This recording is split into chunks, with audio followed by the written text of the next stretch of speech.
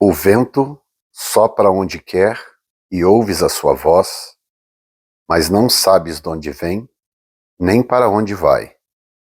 Assim é todo aquele que é nascido do Espírito. Nicodemos respondeu e disse-lhe: Como pode ser isto? Jesus respondeu e disse-lhe: Tu és mestre de Israel e não sabes isto? Na verdade te digo que nós dizemos o que sabemos e testificamos o que vimos, e não aceitais o nosso testemunho. Se vos falei de coisas terrestres e não crestes, como crereis se vos falar das celestiais? Ora, ninguém subiu ao céu senão aquele que desceu do céu, o Filho do Homem que está no céu. E como Moisés levantou a serpente no deserto, assim importa que o Filho do Homem seja levantado, para que todo aquele que nele crê não pereça, mas tenha a vida eterna. João capítulo 3, do versículo 8 até o versículo 15. E eu quero abordar nesta leitura de hoje algumas questões que estão incutidas nesse texto. A primeira delas é que quando Jesus fala do vento, ele não está falando do vento literalmente. Há uma sutileza de Jesus aqui em relação à pessoa do Espírito Santo e a sua natureza. A palavra vento aqui é a palavra pneuma, né, que vem do hebraico ruach, que significa vento, sopro, ar, fôlego. E a palavra pneuma a gente conhece muito bem, porque nós temos várias palavras oriundas de pneuma. Pneu, por exemplo, pneu de carro, vem da raiz pneuma. Por quê? Porque pneuma é vento, ar. Então, pneus rodam com ar. Por isso, a origem da palavra. Então, pneumonia é uma doença que dá no pulmão, que é o órgão que lida com a respiração e com o ar. E assim sucessivamente. Então, quando ele diz, o vento, o pneuma, sopra onde quer e ouves a sua voz. E ele usa uma palavra aqui no grego que é interessante, a palavra foné. A palavra foné nós também conhecemos, porque nós temos várias expressões no português, né? O português vem do latim, mas nós herdamos várias expressões do grego. Então, foné, por exemplo, é uma palavra comum para nós. Então, toda palavra que tem fono ou fone vem de foné. Telefone. O que é um telefone? É algo no qual você fala e aquilo então transmite a sua voz a longa distância. Fonoaudiólogo é alguém que ensina a pessoa a falar melhor, a articular bem a sua voz. Né? Fonética é o som das palavras. Então, tudo isso vem de foné. Por que eu estou dizendo isso para você? Porque Jesus não está escolhendo as suas palavras aleatoriamente. Ele está dizendo, o pneuma, o vento, assopra onde quer e ouves a sua foné, ouves a sua voz. Então, no inglês, por exemplo, existe na King James, existe a tradução sound, de som, né? Mas a palavra foné é traduzida no Novo Testamento mais de 130 vezes como voz. Ou seja, foné é voz. Então o que Jesus está dizendo é, o pneuma, o vento, ele sopra onde quer. Então, número 1, ele tem vontade própria. Esse pneuma que ele está se referindo. Então não pode ser o vento que nós conhecemos, o vento natural. Porque o vento natural não tem vontade própria. Ele está dizendo, o pneuma assopra onde quer e ouve-se a sua voz. Então, duas coisas. O vento natural não tem vontade própria. E número 2, o vento natural não tem voz. Ele produz um sonido, mas não tem voz. Então, é claro que Jesus está usando aqui uma metáfora para se referir ao Espírito Santo e à sua natureza. Por isso que ele termina o versículo dizendo, assim é todo aquele que é nascido do Espírito. Então agora veja bem, eu quero mostrar para vocês no original, cadê o meu mouse? Está aqui, tá? Versículo 8, eu quero mostrar para vocês aqui no original algo interessante para vocês verem como que às vezes traduzir as coisas no Novo Testamento é complicado, tá? No original diz assim, eu vou ler as palavras que me interessam no grego, tá? Diz assim, o pneuma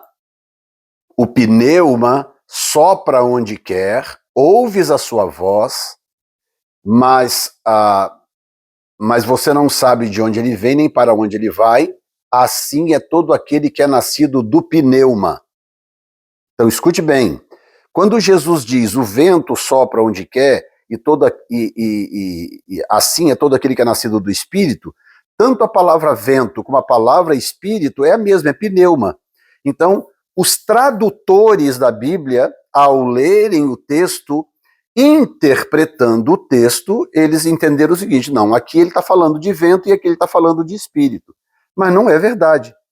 Ele está falando do Espírito nos dois, porque o vento não tem vontade própria e o vento não tem voz. Então, o que Jesus está dizendo de fato no versículo 8? Ele está dizendo o seguinte, o Espírito sopra onde quer, ouves a sua voz, mas não sabes de onde vem e nem para onde vai. Assim é todo aquele que é nascido do Espírito. Então, o vento aqui não é o vento natural. Ele está falando do vento do Espírito, porque tem vontade própria, e porque tem voz. Então, ele escolhe onde soprar, tá? Ele escolhe onde se mover, e onde quer que ele se move, a sua voz é percebida, a sua voz é ouvida. Isso aqui é uma mensagem profunda de avivamento. Eu estou até antecipando, né, algo que eu vou pregar no Brasil, mas eu tenho que passar para vocês aqui o princípio. Isso aqui é uma palavra muito poderosa de avivamento, porque o Espírito Santo, ele escolhe o lugar. O vento sopra onde quer, o pneuma sopra onde quer, e ouve a sua voz. Então, já que ele sopra onde quer, quais são os critérios de escolha e de eleição do pneuma, do Espírito?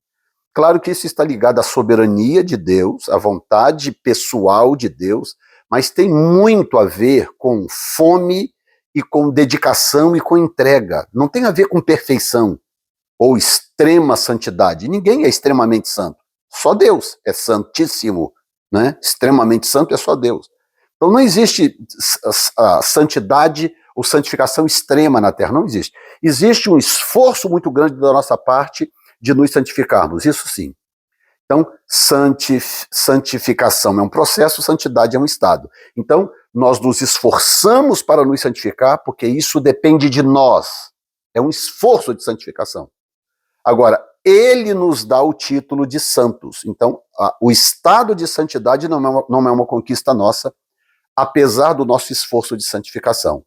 O estado de santidade é uma doação divina. Ele doa esse título, essa condição, ele nos doa. Por isso nós somos chamados, na Bíblia, tanto os judeus como os cristãos são chamados de santos. Porque é uma condição que nos é ofertada por Jesus. Uma vez que isso nos é ofertado por Jesus, o que nós temos que fazer? Nós temos que dar tudo de nós para perseguir santificação. Estão entendendo? Seria mais ou menos o seguinte: o indivíduo recebe um diploma de médico, de graça. Olha, está aqui o diploma de médico, estou dando para você. Não foi você que conquistou, estou te dando. Desde que você se comprometa a estudar e perseguir essa condição. Então, está aqui o diploma, é seu, eu estou dando para você, mas daqui para frente você vai viver em função de perseguir essa condição, de se tornar isso, de se esforçar para se tornar isso, uma vez que eu estou dando para você já a condição para que o mérito não seja seu, o mérito seja de Deus. Então, o Espírito Santo tem a vontade dele e a voz. A vontade e a voz do Espírito Santo estão envolvidos aqui nesse texto. Portanto, eu entendo que a palavra do Espírito, a palavra de Deus, exerce uma função muito, muito sine qua non nesse processo do avivamento, da busca por avivamento, do anseio por avivamento. E no que tange ao novo nascimento, que é o assunto central aqui, também, como que pode haver novo nascimento sem a vontade soberana do Espírito e sem o som da sua voz? O Espírito sopra onde quer, ouves a sua voz. Então, toda vez que o diabo quer afetar a igreja, ele tenta bloquear o som da voz do Espírito.